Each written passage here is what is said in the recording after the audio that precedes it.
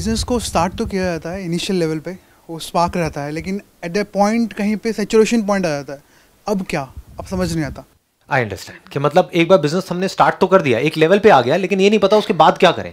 Saturation point आ गया। कितने चाहते हैं ये हो आज के सेशन का topic?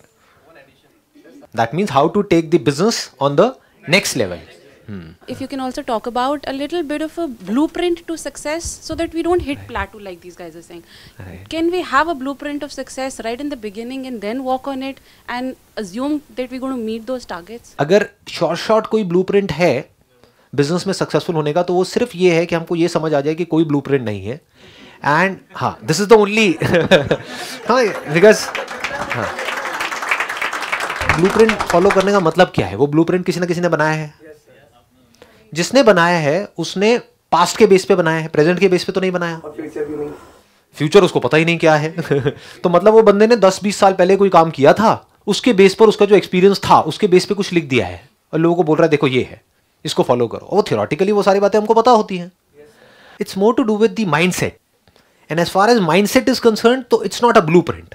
There is a difference between a blueprint, that means blueprint means a formula और a step by step process. There is a difference in that and there is a difference in mindset. Business शुरू करना है तो क्या हमारा mindset होना चाहिए? शुरू हो गया, एक लेवल पे आ गया, अब क्या होना चाहिए? आगे ग्रो कैसे करते हैं? ग्रोथ माइंडसेट क्या है? तो ये ज़्यादा इंपॉर्टेंट है समझना, बजाय कि थियोरेटिकली कुछ करने के. जैसे स्कूल कॉलेज में इतना पढ़ा, उसमें से प्रैक्टिकली कितना काम आता है? नहीं आता है ना. हाँ, तो आपके हिसाब से कैसे लेकर के जाते हैं बिजनेस को नेक्स्ट लेवल पे? Always taking a risk. Always taking a risk. Yep. क्या रिस्क लेने से हम आगे बढ़ते हैं बिजनेस में, नेक्स्ट लेवल पे जाते हैं? Definitely, for sure. Is it? Yes, for sure. तो इसका मतलब ये है किसी के पास में 10 लाख रुपए पड़ा है, वो कुछ भी रिस्क ले ले तो वो नेक्स्ट लेवल पे चला जाएगा? No. Can we use a term calculated risk? Exactly. Right, Calculated risk. Rather than risk. Exactly.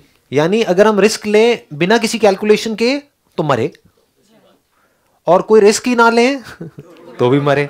और अगर कैलकुलेशंस आपकी बिल्कुल सही है, बिल्कुल परफेक्ट है, तो वो रिस्क है ही नहीं. क्लियर है ना? हाँ बोलिए. तो innovating new things and ideas, नए नए आइडियाज इंप्लीमेंट करना. देखो क्या हो रहा है, मैं आप लोगों की ना थॉट प्रोसेस को समझता चला जा रहा हूं, क्योंकि आप सब ऐसे ही सोचते हो and it needs to be corrected. Ideas की कमी नहीं होती है, इनफैक्ट एक्सेस ऑफ आइडियाज होते हैं. मैं सही कह रहा हूं, गलत कह रहा हूं? हजारों आइडियाज आ जाते हैं, लेकिन आपके पास में जो टाइम है वो लिमिटेड है, रिसोर्सेज लिमिटेड हैं. अब क्या करें उन आइडियाज का? So ideas is not the answer if you want to take your business on the next level. In fact business में एक अच्छे आइडिया से ज्यादा जो इंपॉर्टेंट है वो है कि किन आइडियाज को आप रिजेक्ट कर रहे हो. मतलब इससे इंपॉर्टेंट कि आप किन आइडियाज को इंप्लीमेंट कर रहे हो, इससे बड़ी जो आपको क्वालिटी चाहिए वो ये है कि कैसे आइडियाज को रूथलेसली छोड़ा जाता है. चाहे वो आपकी टीम ने दिया, वहां पर तो छोड़ना बड़ा सिंपल होता है कि भाई मैं बॉस हूं, चल भाई तूने आइडिया दिया तो बेकार ही होगा, छोड़ दिया. बट हमने खुद एक आइडिया हमारे माइंड में आया है, तो वहां पर पूरी तरह से अनबायस्ड होना बहुत इंपॉर्टेंट है. चाहे वो आइडिया यहां से है, चाहे वहां से है, कहीं से भी है. बेकार है तो बेकार है, बढ़िया है तो बढ़िया है. मतलब उस आइडिया की हमको पहले डेप्थ में जाना है, जो बेकार है उसको छोड़ते चले जाना है. यानी कम चीजें करनी है लेकिन उसको अच्छे से करनी है. Business is not about doing too many things. गलतियां क्या होती है जब हम एक काम शुरू करते हैं? आप एक वेबसाइट बनाना शुरू करते हो या कहीं से बनवाते हो अपनी वेबसाइट. अब उस वेबसाइट बनाने में आपने कई महीने लगा दिए. होता है नहीं होता है? कभी ये चेंज करो जी, वो चेंज करो जी, ये करो वो करो. सामने वाला भी पागल हो जाता है, जो वेबसाइट डिजाइनर है. वो कहता है भैया पहले आप सोच तो लो, आपको करना क्या है, चाहिए क्या है. होता क्या है, हम खुद बहुत ज्यादा डीपली सोच रहे होते हैं अपने काम को. कहते हैं ना अपना बच्चा सबको अच्छा लगता है, बदसूरत भी हो तो सुंदर लगता है. जबकि और लोग आते हैं वो देख के कहते हैं हाँ ठीक है ना, क्या हो गया. तो क्या होता है, आप अपनी वेबसाइट बना रहे हो तो बहुत सोच सोच करके बना रहे हैं कि यहाँ होना चाहिए, वहाँ होना चाहिए. जो बंदा आएगा उसको इस सबसे मतलब ही नहीं है. वो फटाफट से देखिए नंबर कहाँ है, और नंबर आपने कभी ये सोचा ही नहीं कि उसको आते ही दिखना चाहिए. नंबर आपने कहीं छुपा रखा है ना. बंदे को ढूंढना पड़ रहा है नीचे फुटर में जाकर के. वो कह रहा है भैया ये कहाँ है, या उसको नंबर चाहिए, आपने नंबर ही नहीं दिया, एक बस कॉन्टैक्ट फॉर्म दे करके छोड़ दिया. और वो बंदा आ गया किसी तरीके से, आपने मार्केटिंग करी, वो वहां तक पहुंच गया. उसने कहा कौन भरेगा फॉर्म, छोड़ो बेकार है, साइट बंद. और आपने 1 साल लगाया ऐसी साइट बनाने में. समझ गए मैं क्या कह रहा हूं? Ideas is not the answer. Taking a risk is not the answer. In fact बहुत बार ऐसा होता है बिजनेस में जहां पर रिस्क लेने की जरूरत ही नहीं होती है, हम अननेसेसरी रिस्क ले रहे होते हैं. It's not required. इनफैक्ट अगर मैं ऑनेस्टली बताऊं तो मैंने बिजनेस में कभी भी कोई मेजर रिस्क नहीं लिया है. पीसफुली आराम से काम करता हूं. शुरू कहां से किया था? 10-12 हज़ार रुपए से. तो मुझे नहीं लगता कि कोई बहुत ज़्यादा हमको पैसा चाहिए. ये सब नोशंस हैं जो हमारे दिमाग में घुसे पड़े हैं. मिथ है ये कि बहुत पैसा चाहिए, बहुत ये चाहिए, बहुत आइडियाज़ चाहिए, या कोई एक्स्ट्रा ऑर्डनरी आइडिया चाहिए. कुछ नहीं चाहिए. इनफैक्ट आइडिया क्या है अगर सिंपल वे में देखा जाए, बेस्ट आइडिया क्या है और वो कैसे मिलता है? If you need an idea, really an idea to take our business on to the next level, समझने से कि जो हमारे क्लाइंट्स हैं उनको क्या चाहिए. अभी सुनने में आपको बड़ा क्लीशेड लगेगा, आप कहोगे यार इसमें क्या है, ये तो पता है, लेकिन आप खुद अपने आप से सच बोलो कि आप जो काम कर रहे हैं उसमें दिन में कितने घंटे आप ये स्टडी करने में लगाते हैं कि मेरे क्लाइंट्स को क्या चाहिए, और कितने घंटे ये स्टडी करने में लगाते हैं इंटीरियर कैसा होगा ऑफिस का, ये कैसा होगा, वो कैसा होगा. समझ गए? हाँ, तो हम वहीं फंसे रह जाते हैं. जो करने वाला काम है वो एक्चुअल में हम कभी नहीं करते. हमारा जब काम शुरू हुआ था तो उससे पहले जब ये इमेजेस बाजार वाला बिजनेस शुरू हुआ था, I personally went to around 100 agencies जो हमारे पोटेंशियल क्लाइंट थे, और उनसे जा करके डीपली समझा था कि क्या हो रहा है. उन्होंने नेगेटिव बोला तब भी बड़े ध्यान से समझा, पॉजिटिव बोला तब भी बड़े ध्यान से समझा कि क्या है. जब हमने वो बिज़नेस शुरू किया था तो उस टाइम पे सीडीज़ चलती थी स्टॉक फोटोग्राफी की. 500 रुपये की सीडी आती थी नेहरू प्लेस में, जिसमें 100 इमेजेस मिलती थी. तो एक इमेज कितने की हो गई? 5 रुपये की. उस टाइम पे जब हमने बिज़नेस शुरू किया था तब ऑन एन एवरेज हम एक इमेज सेल करते थे 5,000 रुपये की. तो हमारा कॉम्पिटिशन किससे था? 5 रुपये वर्सेस 5,000 रुपये. तो सबने क्या कहा था कि कोई नहीं लेगा. And we are the market leaders in India. But I will not talk about my own experience, I just try to understand कि आपका क्या माइंडसेट है, फिर उसको लिंक करता चला जाऊँगा. सर यहाँ इंडिया में ना डिफरेंट टाइप की मार्केट्स हैं. अब जैसे कई मार्केट्स हैं जहाँ पे सिर्फ रेट्स देखा जाते हैं, जिसका माल सस्ता उसका माल सबसे पहले बिकेगा. इन दैट केस बहुत बार लॉसेस में भी माल बेचना पड़ जाता है. बिल्कुल ठीक बात है. उस केस में क्या किया जाए सर? या तो अपनी मार्केट चेंज करो. ओके. उस मार्केट से लो जहाँ पर लोग सस्ते में लॉस में बेचने को तैयार हैं. मतलब जितने का प्रोडक्ट वो खरीद रहे हैं उससे कम में भी बेचने को तैयार है मार्केट में सर्वाइव करने के लिए या कैप्चर. तो आपको उस मार्केट से आपने प्रोडक्ट खरीद लिया क्योंकि उससे सस्ता तो कहीं मिल ही नहीं सकता, और जाकर किसी और मार्केट में बेच दिया. फॉर एग्जाम्पल गुजरात में आप देखते हो कि हाँ भाई इस पर्टिकुलर प्रोडक्ट में बहुत ज़्यादा कॉम्पिटिशन है, तो वहीं पर बैठे रहने से अच्छा है वहाँ से आपने प्रोडक्ट लिया, जा करके नॉर्थ ईस्ट में बेचा जहाँ पे मार्जिन मान लो 50% का है, 100% का. ये एक तरीका है. राइट? It make sense. हाँ. 2, तो उस काम को बंद कर दो, कोई और काम करो. सिंपल है ना. It's such a common sense. अब क्या होता है, हमारा माइंड वहीं पे स्टक हो जाता है, नहीं मेरे बाप दादा कर रहे हैं पिछले 30 साल से, तो मैं बंद कैसे कर दूं. बिजनेस में टाइम के साथ में जो नहीं बदलता है उसके लिए बिजनेस है ही नहीं. बिजनेस उनके लिए है जो कल कुछ सोच करके बैठे थे और वो सोच रहे थे बेस्ड अपॉन 10 साल में जो किया था उसके बेस पे, लेकिन आज कुछ ऐसा हुआ, कोई नई पॉलिसी आई या कुछ भी ऐसा चेंज हुआ मार्केट में, तो उस 20 साल में जो भी एक्सपीरियंस एक्वायर किया 10-20 साल में, उसको उठा करके कचरे के डब्बे में डाला और बोला चल आज देखता हूं आज क्या करना है. तो your mind must always be fresh as far as business is concern. जैसे ही आपको नजर आए कि इस मार्केट की धज्जियां उड़ गई है, कंपटीशन कट थ्रोट है, मार्जिन ऑलमोस्ट जीरो हैं या नेगेटिव में जा रहे हैं, सस्टेनेबल ही नहीं है वो बिजनेस, और हम फिर भी वहां पे अड़े हुए हैं, और इससे भी बुरा क्या हो सकता है, उसी तरह से कर रहे हैं जिस तरह से पिछले 20 साल से करते आए हैं कि भाई हम तो ऐसे ही करते आए हैं तो अब तो ऐसे ही करेंगे, पहले भी तो किया था और देखो हम कहां पहुंच गए थे, तो आज भी हम ऐसे ही करेंगे. तो मरोगे. सड़क पे आओगे. बिजनेस के लिए अकॉर्डिंग टू मी 3 चीज़ होनी चाहिए: पैशन, विल पावर और तीसरा आउट ऑफ बॉक्स थिंकिंग. अगर आपके पास पैशन है तो आप कोई से भी बिजनेस में घुसोगे, आप उसमें कर दोगे. जैसे आप कहते हो करना है करना है करना है, करके दिखाना. नहीं अंकल, ऐसा नहीं है जो आप बोल रहे हो. यही होता है प्रॉब्लम. हम थियोरेटिकली समझते हैं ना कि मेरे अंदर पैशन होगा तो मैं बिजनेस में सक्सेसफुल हो जाऊंगा. बहुत लोग बहुत पैशन के साथ बहुत काम करते हैं और बुरी तरह से फेल हो जाते हैं. बिजनेस में पैशन से ज्यादा जरूरी पेशेंस है. बड़े आराम से ठंडे दिमाग से समझ करके सिर्फ एक चीज फिगर आउट करनी होती है एक बिजनेस के अंदर.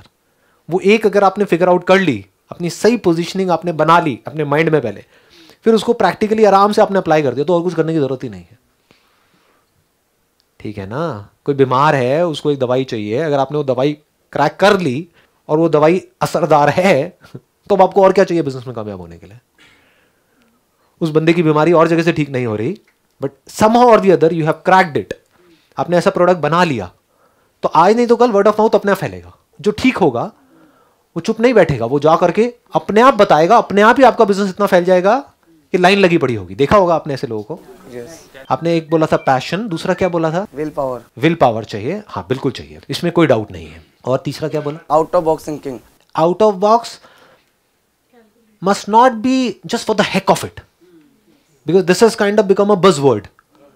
Everybody is talking about out of the box thinking. तो उस चक्कर में क्या होता है, कई बार हम कुछ ऐसा करने लग जाते हैं which is senseless. So it must make sense. Common sense approach बोलते हैं इसको. That is a better word than out of the box thinking. In fact, common sense is the most uncommon in this world. Please have a seat. Thank you, sir. हाँ, समझ पा रहे हो ना मैंने क्या बोला है?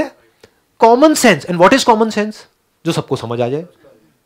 अभी तक मैंने जो भी कुछ कहा आज के सेशन में, कुछ भी ऐसा है जो आप में से किसी को भी समझ नहीं आया है, तो दिस इज कॉमन सेंस। जो बच्चे से बच्चा और बड़े से बड़ा सबको समझ आ रहा हो, this is common sense which is simple and easy to understand. लेकिन हम कुछ अपने माइंड में कॉम्प्लिकेटेड सा बिजनेस प्लान बना करके ला रहे हैं। इनफैक्ट बिजनेस प्लान के बारे में एक बात कही जाती है सिलिकॉन वैली में कि अगर आपका बिजनेस प्लान एक पेज के अंदर आप एक्सप्लेन नहीं कर पा रहे तो आप समझ जाओ कचरा है, बेकार है। और हम क्या करते हैं बिजनेस प्लान बना रहे हैं, बड़ी बड़ी फाइल्स बना ली, ये कर लिया, इतने मोटे, और फिर जा रहे हैं लोगों को दिखा रहे हैं, देखो जी ये है हमारा बिजनेस प्लान। वो कह रहा है मेरे पास टाइम नहीं है सबका, शॉर्ट में बताओ क्या है। और शॉर्ट में उनको पता ही नहीं बताना कैसे है, क्योंकि कॉम्प्लेक्स हो गया ना। तो it must be simple, it must be easy to understand, not just for others but for yourself also. अगर मैं आपको कहूँ चलो 4 लाइनों में बताओ क्या है आपका बिजनेस, तो you must be absolutely clear, ये है जी मेरा बिजनेस। तो सर जैसे हम पैशन, इंटरेस्ट और विजन, इन सारी चीज़ों की बात करते हैं, तो बहुत सारे एंटरप्रेन्योर्स होते हैं जो कि फैमिली बिजनेस उनको मिलता है और उसको चलाने की रिस्पॉन्सिबिलिटी उन पे आ जाती है, बट कहीं ना कहीं उनका इंटरेस्ट और पैशन उसमें होता ही नहीं है। बिल्कुल सही बात है। तो बिजनेस भी बहुत अच्छा है, ऑलरेडी फैमिली ने सेटअप किया हुआ है, स्कोप भी बहुत है, बढ़ाना भी बहुत है, बट इंटरेस्ट ही नहीं है उसमें। तो उसमें इंटरेस्ट डेवलप करना, पैशन उसमें लेकर आना, इज़ इट पॉसिबल? क्या वो हो सकता है, या वो उसको उस बिज़नेस को ही बंद करने का सोचना पड़ेगा? नहीं, बंद करने की ज़रूरत नहीं है, क्योंकि अगर आप कह रहे हैं बिजनेस ऑलरेडी अच्छा है, फैमिली का बिजनेस है और एक पर्टिकुलर लेवल पे है, तो उसको बंद करने से अच्छा है कि उसको आप डेलीगेट कर सकते हैं, इन द सेंस अपनी एक सिस्टम्स एंड प्रोसेसेस में कन्वर्ट कर सकते हैं बिजनेस को, ताकि रिपोर्टिंग सिस्टम बिल्कुल क्लियर हो जाए विदाउट एनी ह्यूमन इंटरवेंशन। कि बिल्कुल क्लियर एक प्रोसेस हो कि आपने ये करना है, आपने ये। तो अब अगर उसमें आप नहीं भी हो 1 साल तक उस बिजनेस में, and there is a proper structure which is there, तो वो बिजनेस ऑटो पायलट पे चलता रहेगा, सेल्फ ऑपरेटिंग मोड में चला जाएगा, जिससे कि उसके अंदर हमारी खुद की इन्वॉल्वमेंट हट गई, या पर्सन डिपेंडेंट नहीं है वो बिजनेस, अब वो सिस्टम डिपेंडेंट हो गया है, प्रोसेस डिपेंडेंट हो गया है। क्योंकि अगर आप एक लेवल पे हैं तो वहाँ पर, बट हैविंग सेड दैट, कुछ की डिसीजंस हैं उसमें आप इन्वॉल्व रह सकते हैं, और साथ में क्या कर सकते हैं, कुछ ऐसा नया काम शुरू कर सकते हैं which may or may not be related to your business, लेकिन अगर उसमें आपको एक्सपीरियंस है 3-4 साल का, 5 साल का, तो बेटर ये है कि उसी से रिलेटेड कुछ करिए, क्योंकि उसमें फैमिली भी सपोर्ट करेगी। जैसे ही आप कुछ नया करने की बात करेंगे तो फैमिली अगेंस्ट हो जाएगी। तो अगर उसी इंडस्ट्री से रिलेटेड, वैसे क्या इंडस्ट्री है आपकी? Security services. Security services. तो उसी सिक्योरिटी सर्विसेज में अगर कुछ ऐसा करें जो और लोग नहीं कर रहे हैं, तो आपको मज़ा भी आएगा वो करने में, अपने आप ही मज़ा आने लग जाता है। क्योंकि मज़ा कैसे आता है कोई भी काम करने में? When we are creating something new, वहाँ पे मज़ा आता है लाइफ में। जो क्रिएट हो चुका है ऑलरेडी, उसी को बार बार करने में बोरिंग होता है। तो अब आप क्या कर रहे हैं, आपके वही एग्जिस्टिंग क्लाइंट्स, उनको आप कुछ नया ऑफर कर रहे हैं, और वो कुछ ऐसा है जो पूरे इंडिया में कोई और ऑफर नहीं कर रहा है, और उस सेगमेंट में आप पूरी तरह से इन्वॉल्व हैं। तो आपका पैशन भी आ गया, आपको मज़ा भी आ रहा है उस काम को करने में, कुछ क्रिएट भी कर रहे हो आप, कुछ इनोवेट कर रहे हो। फॉर एग्जाम्पल, जो सिक्योरिटी गार्ड्स हैं, मान लो उनको लड़कियां बना दो। हाँ, उनको लड़कियां नहीं, उनको लड़कियां मत बनाओ।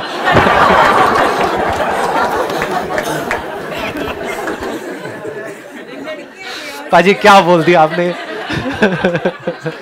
मर्द को औरत बनाओगे आप? उनको हाँ मैं समझ गया आपने जो कहा, लेकिन मैं वैसे कह रहा हूँ जिस तरह से कहा उसका मतलब कुछ और निकल गया। एक तो ये है कि अगर मेल गार्ड ज्यादा है तो हम फीमेल भी ऐड कर सकते हैं, बट हो सकता है फीमेल भी ऑलरेडी है। तो कुछ ऐसा जो नहीं है, वो क्या नहीं है जो मुझे जो दिख रहा है थोड़ा सा, वो क्या हो सकता है, सिक्योरिटी गार्ड्स जो प्रेजेंटेबल हो, इंग्लिश स्पीकिंग हो, वेल ट्रेंड हो, किसी भी तरह की कोई भी सिचुएशन को हैंडल करने के लिए, जिनकी 6 महीने की ट्रेनिंग हो, फ्री ट्रेनिंग, मतलब 6 महीने का फ्री कोर्स उनको मिल रहा है, तो उनका क्या गया, कुछ भी नहीं। तो अब यहां से क्या हो रहा है, from the job market also you are creating an opportunity for youngsters जिनको जॉब नहीं मिल रही है, बट वो जितना भी फ्यूचर में अर्न करेंगे उसका 20% आपको मिलता रहेगा। और इनका जो प्राइस पॉइंट होगा वो नॉर्मल जो और गार्ड्स हैं, मान लो उनका 15,000 है तो इनका 30,000 होगा। तो 30,000 में अगर इनको भी 24,000 रुपये मिल गया, इनका भी क्या गया, मतलब दिल भी manager come supervisor come security expert, not a guard. ये एक अलग ही एक आपका एक सेगमेंट हो गया जो भी और कोई नहीं कर रहा है इंडिया में। और उनके पास में पेपर स्प्रेज होंगे, उनको फायर एक्सटिंग्विशर को ऑपरेट करने की पूरी ट्रेनिंग मिली होगी, उनको ये उनको वो। अब जो ब्रोशर आपका बनेगा जहां पर इनके बारे में पूरा लिखा होगा कि 30,000 रुपये क्यों, तो वहां पे सब लिखा होगा कि ये एक सिक्योरिटी गार्ड है जिनका 30,000 है, ये है जिनका 15,000 है। यहाँ पे टिक टिक होता है ना कि उसमें ये आपको मिल रहा है, ये मिल रहा है, ये मिल रहा है, 4 चीजें मिल रही है, यहाँ पे 40 मिल रही है। और इनकी 6 महीने की रिग्रेस ट्रेनिंग होगी, एक एक चीज के लिए इनको ट्रेन किया जाएगा। मतलब बेसिक कुछ, अब इनको ब्लैक बेल्ट तो नहीं बनाएंगे, लेकिन बेसिक चीजें हैंडल करने के लिए कि कोई एकदम से आया तो उसको कैसे करके वो करना है। तो इन पिक्चर्स को भी क्लिक करके आप अपनी साइट में दिखा सकते हो कि इस तरह की सिचुएशंस को ये बड़े आराम से हैंडल कर सकते हैं जो और कोई सिक्योरिटी गार्ड नहीं कर सकता, और सेंसिबल तरीके से। And they have got mind training also, जिससे कि अगर कभी कोई सिचुएशन बिगड़ भी जाए तो इनको पता है कि कूलली और कामली कैसे हैंडल करना है, जो औरों को नहीं पता है। They are well educated, they can speak in English. उनका वो जो 6 महीने का होगा उसमें इंग्लिश भी उनको सिखाई जाएगी। वेल प्रेजेंटेबल, उनकी ड्रेस अलग है। तो ऐसे करके एक नया सेगमेंट, अब आप क्या कर रहे हो, now you can have a sense of purpose also in your life. Otherwise, we are all living a purposeless life. That is more important. That was the answer which I was looking for. Right. How do I create a meaning in that? हाँ, now the meaning is कि वो लोग जिनको job नहीं मिल रही है, जो हो सकता है किसी गलत ट्रैक पे जाने वाले हैं, जो हो सकता है वो जो एक कॉलेज से तो निकल गए हैं, डिग्री भी है, करने की कुछ चाह भी है उनके अंदर से, कुछ करना भी चाहते हैं, लेकिन कहीं उनका कुछ नहीं हो रहा है। जॉब मिल भी रही है तो 8-10 हज़ार रुपये की, जिसमें उनका कुछ होना नहीं है, क्योंकि उससे ज़्यादा तो पता नहीं कितना ज़्यादा तो वो पढ़ाई में लगा चुके हैं और उसके लिए वो लोन ले चुके हैं। तो ऐसे लोग फंसे पड़े हैं, लाखों ऐसे लोग हैं। अब अगर उनको आप इस तरह का कुछ दे रहे हो और इसमें मैनिपुलेट नहीं कर रहे हो चीज़ों को, आपकी नीयत बिल्कुल साफ है कि यार मेरा बिजनेस ऑलरेडी चल ही रहा है फैमिली का, तो ऐसी मेरे को कोई गरज तो है नहीं कि मेरे को पैसा नोच लेना है यहाँ से वहाँ से, तो मैं फ्री में ट्रेनिंग दूंगा इनको 6 महीने वालों को। मतलब कि आप उस बंदे की सिचुएशन को समझ करके अपने दिल से एक काम कर रहे हो, सिर्फ दिमाग से नहीं कि अपना पैसा कमाने के लिए, दिल से उनके इमोशंस को, उनकी सिचुएशंस को फील करके कि एक बंदा है जिसके फादर ने हो सकता है अपनी एफडी तोड़ दी है, पता नहीं क्या किया है, कहाँ से पैसा उठाया उसकी पढ़ाई के लिए, उसने पढ़ भी लिया, किसी इंजीनियरिंग कॉलेज में चला भी गया, उसके बाद में कुछ हो ही नहीं रहा है। ऐसे बहुत हैं, लाखों हैं अनएम्प्लॉयड। तो आप क्या कर रहे हो, एक नई कैटेगरी डेवलप कर रहे हो। ये है जो कुछ एंटरप्रेन्योर्स होते हैं जिनके अंदर कुछ अलग ही चीज़ चल रही होती है।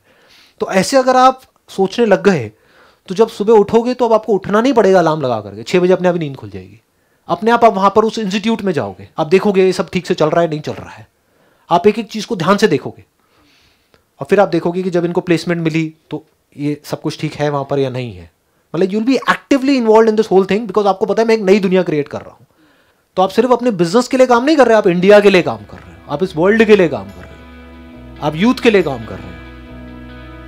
आपकी वजह से उन लोगों का भी घर चल रहा है, उनके बच्चे स्कूल में जा पा रहे हैं, उनके घर में खुशियां हैं, किसकी वजह से? आपकी वजह से।